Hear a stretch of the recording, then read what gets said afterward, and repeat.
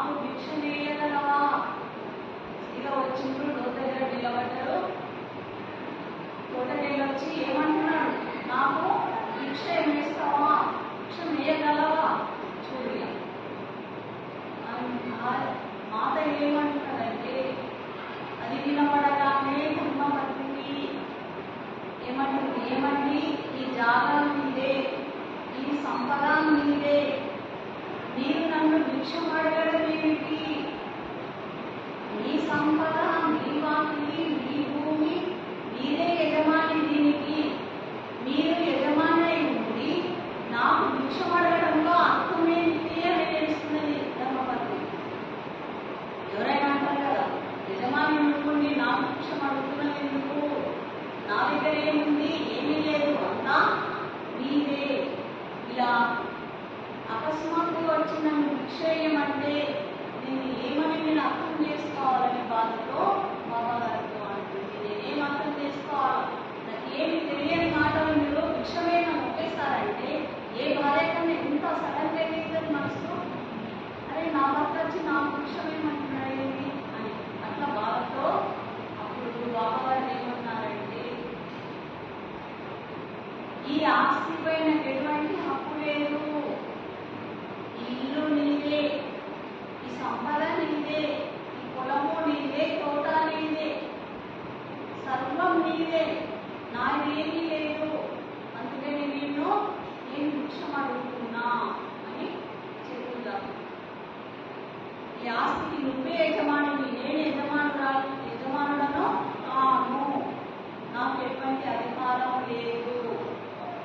నాకు ఎటువంటి మాటతో నాకు అధికారం లేదు, నువ్వే యజమానురాలు, అందుకనే మీ దగ్గర నేను ఇలా భిక్షం చేయగలుగుతున్నా అని అనగానే బాబా గారి ధర్మపత్ని మాత గారు ఇలా సరే నీకేం కావాలో అడుగుతాను, ఇల్లు వద్దంటున్నావు, పొలాలు వద్దంటున్నారు, ఏం కావాలి నాకు మీకు?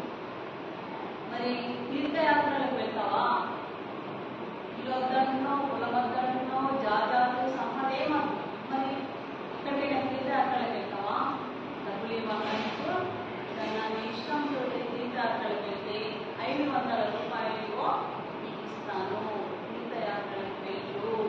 కానీ కొన్ని రోజులు తీర్థయాత్రలు చేసి తిరిగి మళ్ళీ రా ఇక్కడికి, అక్కడనే ఉండిపోవు, మమ్మల్ని మాత్రం వదలకు,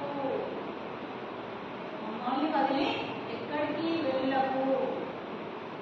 లేకపోతే ఇష్టం లేకపోతే గుడ్డపై అన్నా లేకపోతే మన తోటలో అన్నా గుడిసేసుకొని ఉండు, కానీ మమ్మల్ని మాత్రం ఎక్కడికి వదిలిపెట్టి వెళ్ళకు అని బాబా గారి పాదాల మీద తల వంచి మా తప్పు హృదయిస్తుంది. నువ్వు సంపద వద్దంటున్నావు, ఇల్లు వద్దంటున్నావు, కులాలు వద్దంటున్నావు, ఒప్పుకుంటా దాన్ని, కానీ మమ్మల్ని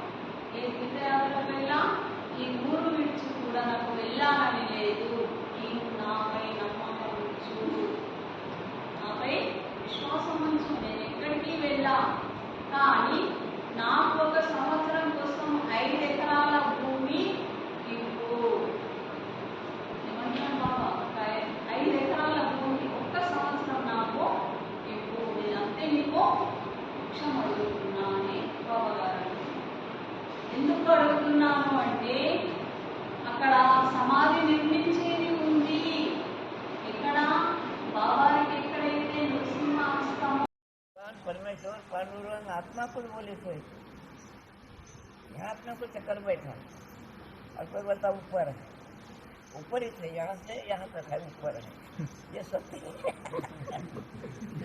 यहाँ से ऊपर है, सही है, लेकिन ऊपर में